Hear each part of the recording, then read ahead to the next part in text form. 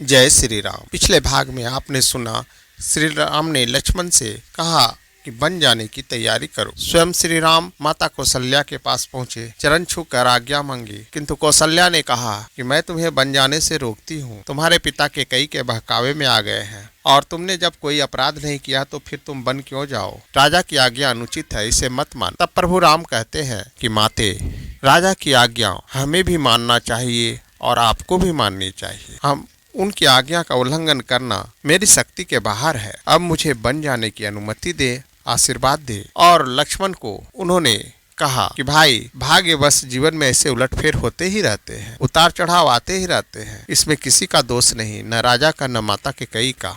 तब लक्ष्मण ने कहा, भाग की बात तो कायर करते हैं, भाग्य के भरोसे जीना कायरों का ही काम है। जीवन में उसी को सफलता मिलती है जो अपने भरोसे जीते हैं, अपने बाहुबल पर आप शासन पर बैठे। अगर आपका कोई विरोध करता है तो मैं अयोध्या में आग की वर्षा कर दूंगा। श्री राम ने लक्ष्मण को समझाया, मेरे लिए जैसा राज सिंहासन वैसा ही वन है, अधर्म का राज मुझे नहीं चाहिए। तुम जो कह रहे हो वह आर्यों के अनुकूल नहीं है। लक्ष्मण चुप हो गए। कौशल्या रोकर राम से लिपट गई और कहने लगे, जाते हो तो बेटे मुझे भी साथ ले चलो। राम ने समझा बुझाकर माता कौशल्या को शांत किया और बन जाने की अनुमति मांगी।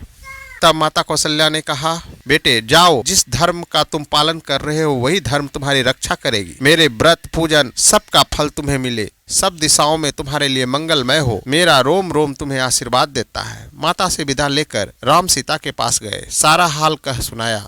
सीता से भी उन्होंने विदा मांगा। तब सीता ने भी अपनी इच्छा रखी कि वो भी साथ में बन जाएगी। तब प्रभु राम ने कहा, माता बूढ़ी है, उनकी देखभाल करना और भरत का रुख देखकर काम करना। वे कुल के भी स्वामी होंगे और राजा भी। उनके सामने मेरी प्रशंसा भूल कर भी नहीं करना, क्योंकि प्रभुता वाले लोग अपने सामने दूसरों की प्रशंसा सहन नहीं कर सकते।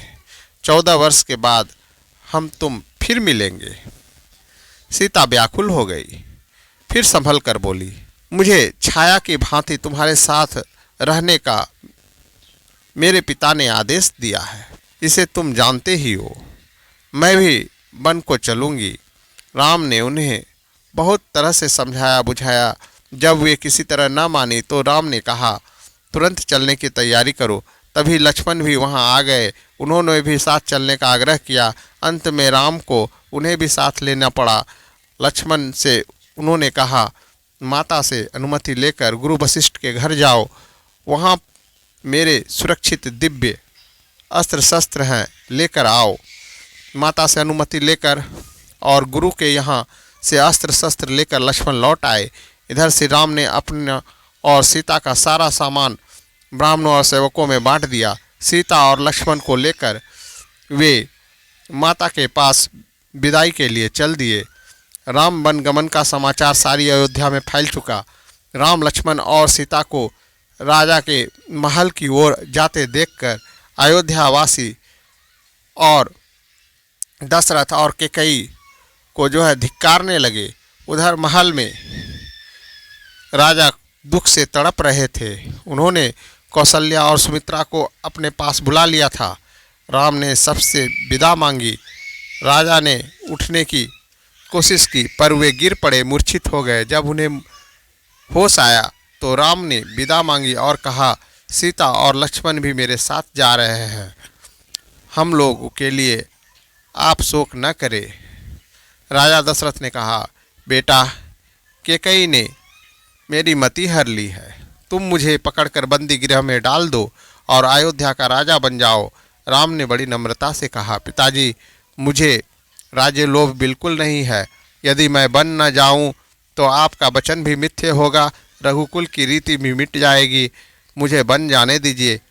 कैकई बीच बीच में राजा दशरथ को फटकारती जाती। राम को छाती से लगाकर राजा दशरथ मूर्छित हो गए।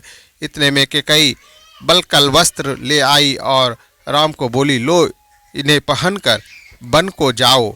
सियस कुछ बस उतरु न देई, सो सनीतम की उठई कैकई। लोग बिकल मूर्छित नर नाहु, काहा करियो कछु सूझन काहू। राम ने राजसी वस्त्र उतार दिए, अवल कल वस्त्र पहन लिए। सीता को भी कैकेयी ने तपस्विनी के वस्त्र दिए। यह देखकर लोग राजा दशरथ और कैकेयी को तरह तरह से धिक्कारने लगे। सीता से लिपट कर रानियां रोने लगी। राजा भी अपना सिर नीचा कर रोने लगे। सुमित्रा ने लक्ष्मण को आशीर्वाद दिया और कहा, सीता राम को ही तुम अपनी माता और पिता समझना। इनकी रक्षा के लिए अपने प्राण देने में न हिचकिचाना। जाओ वीरपुत्र जाओ, निश्चिंत होकर जाओ, सीताराम के साथ जाओ। राम ने तब फिर अनुमति मांगी और सीता तथा लक्ष्मण को साथ लेकर वे चल दिए। अंतःपुर की सब स्त्रियां रोती बिलखती उनके पीछे चल पड़ी। नगर के द्वार पर सुमंत रथ लिए खड़े थे। राम लक्ष्मण और सीता रथ पर चढ़ गए। राम के आदेश से सुमंत ने बेग से रथ हाँका। प्रजा और रानियां रथ के पीछे दौड़ने लगी। राम राम हे राम, मेरे राम, हे लक्ष्मण, हे सीता की पुकार दसों दिशाओं में फैल गई। अब राजा दशरथ को रथ की धूल भी दिखाई नहीं देती थी। तो राजा हताश होकर गिर पड़े। रानियां उन्हें उठाकर कौशल्या के भवन में ले गई। राजा कभी बेसुध हो जाते, कभी राम राम कहकर चिल्ला उठते। सारी अयोध्या नगरी शोक में डूब गई। घर बाजार गलियां सब जगह सन्नाटा छा गया। मनुष्य की तो क्या, पशु पक्षियों ने भी खाना बंद कर दिया। उधर नगरवासी की एक भारी भीड़ रथ के पीछे दौड़ रही थी। समझाने बुझाने पर भी जब वे लोग न लौटे, तब राम लक्ष्मण रथ से उतरकर उनके साथ पैदल ही चलने लगे। संध्या होते होते तमसा नदी के किनारे पहुँचने और उन्होंने रात बिताने का निश्चय किया। सीता और राम